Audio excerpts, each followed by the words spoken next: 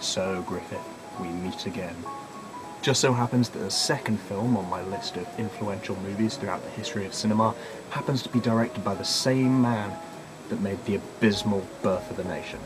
But will his 1916 silent film Intolerance, Love Struggle Throughout the Ages, be an improvement, or will it languish in the same bigoted, bloated, overindulgent self-satisfaction as his previous entry? Let's find out. For a start, the movie Intolerance feels grander than Birth of the Nation. It focuses on 4 different stories throughout time instead of just one, and these stories range in their level of interest and confusion. While staying away from race, Intolerance does have a heavy focus on religion, with one story involving evil, conspiring priests, and one following the final days of Jesus. The religious imagery works in tangent with the other recurring motifs of the film, really keeping it tight and together. The biggest problem the film suffers from, though, is its length.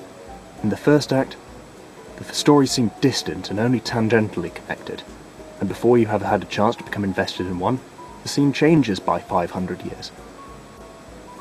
Luckily, this comes together later, but we'll get to that. On the grander theme, the sets are tremendous, ranging from big to massive. This couples with the grander new view of war. Moving on from the gritty and realistic depictions, Griffith looks at a new and more fantastical kind of war. The Siege of Babylon is a sight to behold, truly. It strikes you as being like Lord of the Rings, only real. Instead of CGI, you're watching a huge battle with massive siege towers being pushed around by elephants, put together through impressive practical effects, gigantic sets, and a cast of over 3,000 extras.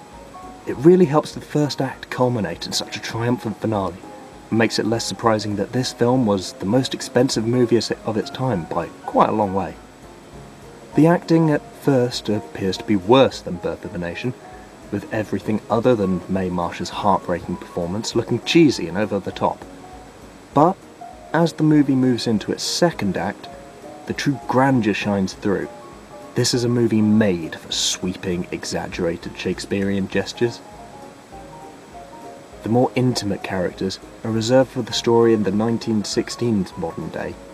The rest is an operatic dramatisation of historical events, with characters needing to fill out the larger-than-life sets with huge expressions and expansive motions.